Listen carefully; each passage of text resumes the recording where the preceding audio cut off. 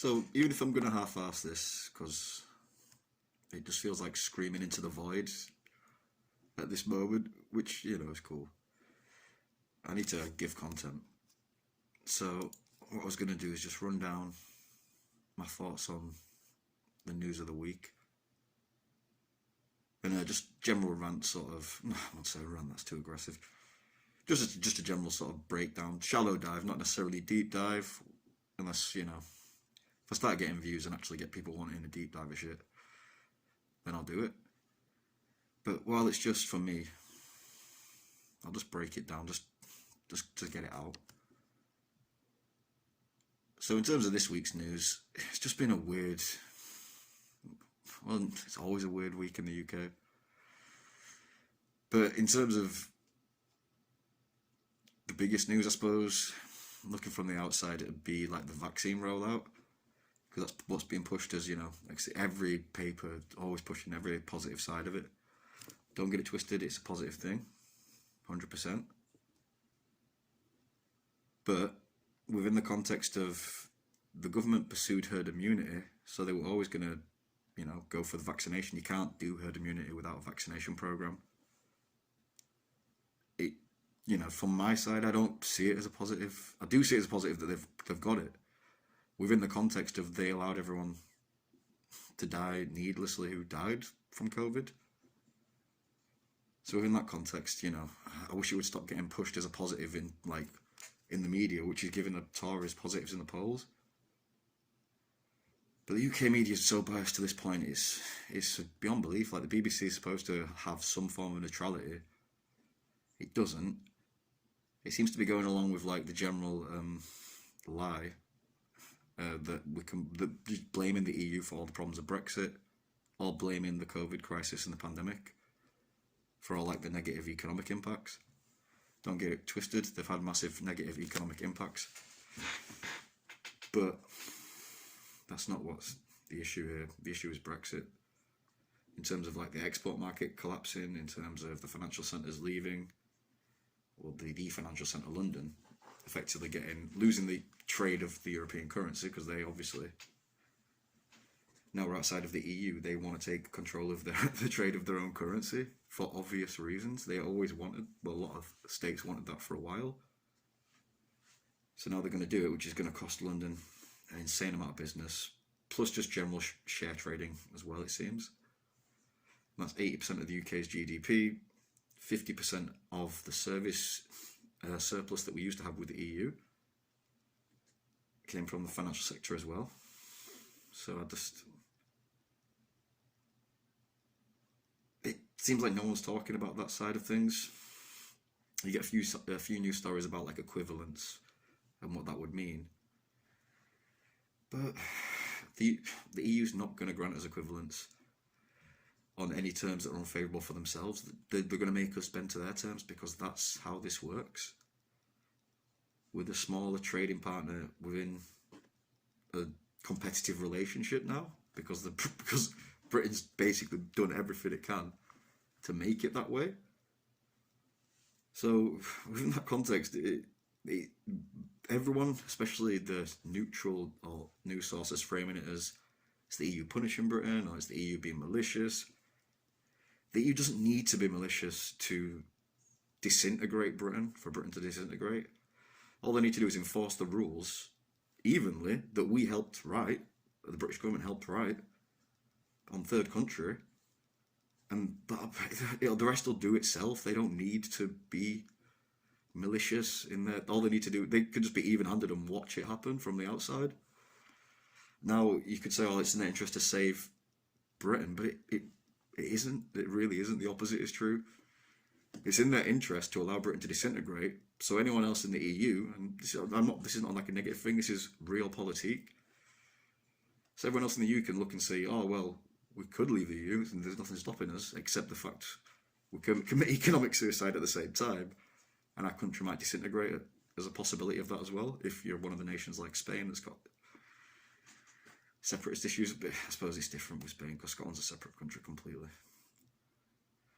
But still, it's just not a good look. You leave the EU within a few years, your country, the union of the four countries becomes 2 or 3 countries, 1 country, worst case scenario. Just England that by itself. I mean, in what world is that the EU doesn't the EU, is that bad for them? In what planet is that bad for them?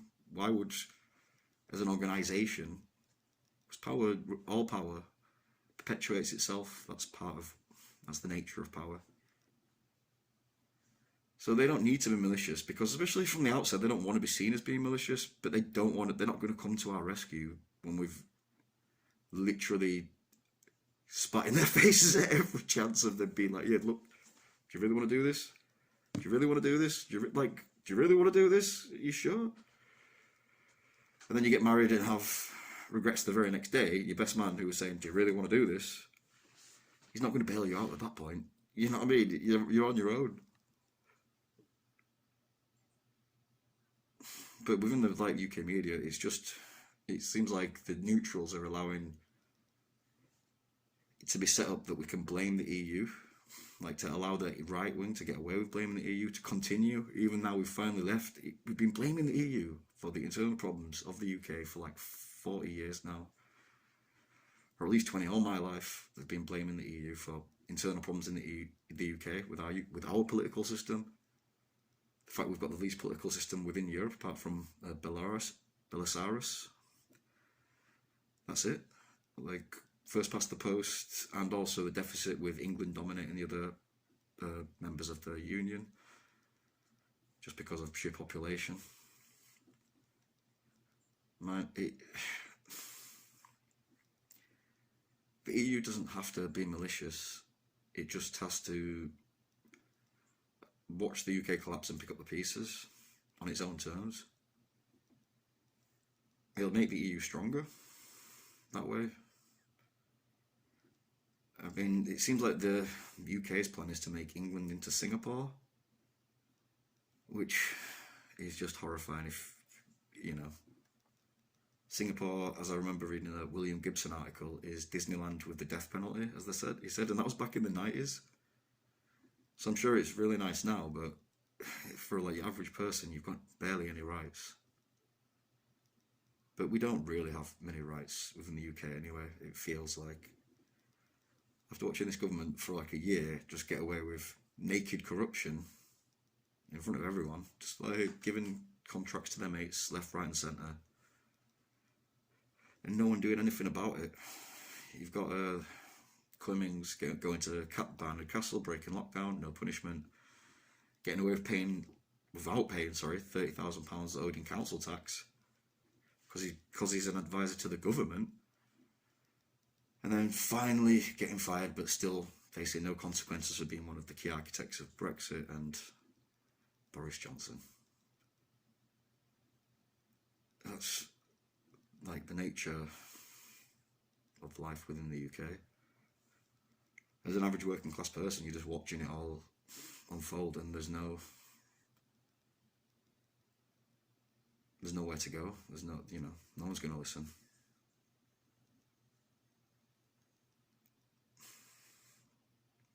I suppose I can go into all sorts, but I'm just doing a shallow dive of these different news articles, news stories, from the week.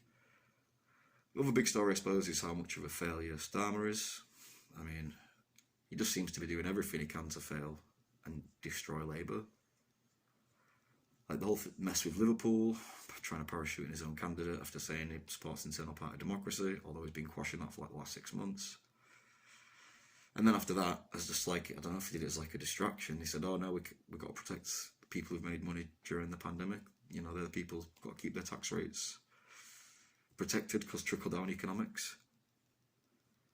Even though trickle-down economics doesn't work, it's objectively proven. There's been so many studies done proving that trickle-down economics is just a bullshit. It doesn't work.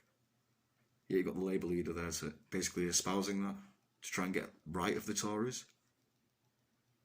But he doesn't seem to understand that he's not built his own support base, so he got elected by a lot of left-wing members, thinking he was the safe choice, he's the centrist. He might actually get into power. I know he's just been trying to purge the left, but kind of still expecting them to vote for him. It's like the Democrats in America. They're, well, it's literally, it seems like he's just trying to model us after the Democrats, and after what they're doing after the election, you don't want that if you're a working class person. The Democrats look like they're basically just trying to, as much as possible, to backpedal any sort of positive aspects from the COVID relief bill.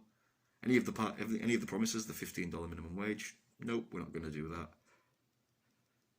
Because the parliamentarian told us so. So the process told us no, even though they could overrule the process. But no, the process told us no, so we're not going to do that. And that effectively kills $15 minimum wage. You've got the $2,000 check being reduced to $1,400. A lot of excuses about, oh, we've already given them $600, but it's like not everyone got that. And you promised $2,000 during your election campaigns, like even in Georgia, which gave the Democrats the majority, they literally ran ads promising $2,000 checks. So just to try and run in the midterms on broken promises and process told us no is, but basically it's trying to run on you've got nowhere else to go and the other guy's a fascist, which is that's what looks like Starmer's gonna try and do, which increasingly looks like it might be getting truer and truer. I mean, the way politics is going in the UK is really, really unhealthy as a culture. But I don't think it's like most people even active participants. Most people are just bystanders.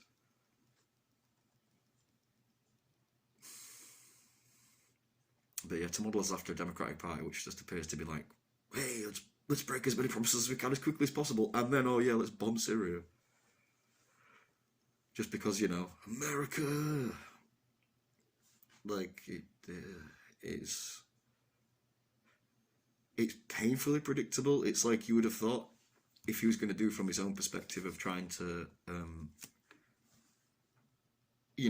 get the progressives on side at least a little bit, do one bill, get into power, do one bill, and then start backpedaling from there. Or then trying to status quo from there. Do one like slightly progressive bill because it's an emergency, it's a pandemic. Secure your voting for like at least 2022, probably 2024. But no. Instead they're gonna just basically try their best to ruin their own chances because the other guys are just so bad. And the other guys are really. What a political choice you've given people. It's basically us who are terrible, and you can't trust us to do even the stuff we're going to tell you we're going to do. Not like we're offering you the moon, we're offering you the bare minimum. And we're not even going to do that. We're going to backpedal on that as much as possible. Or the other guys who are pretty much proto-fascist at this point, where you're going to be putting literal crazy people and right-wing ghouls who are just puppet mastering them. Because they're just that crazy. Well, in fact, not even anymore. Like the right wing ghouls are having to go along with the craziness of the party and the cult leader. Like that's what it's got to in America. So if Trump runs again in 2024, what choice is Democrats? Like, dude, if this guy wins, if this guy loses, it might end democracy. The very fact that this guy's allowed to run is possibly going to end democracy. He tried it last time in the most clownish way possible. But, no one's telling me that wasn't an attempt to pressure the Senate to not confirm Biden. It's blatantly what it was. It was like schoolyard bully tactics, getting the gang to just go and threaten this guy into silence. So you think if he loses, runs and loses in 2024, he's going to, one, say it was a legitimate loss when he's still saying it wasn't a legitimate loss from 2020. Or where he's going to, two, like, give up the fight and not try to cause some kind of clown coup again. Maybe better organised. Like, this is the craziest timeline. It's the dumbest timeline. And now my dog's complaining, so I'll post this rant. 1 sec.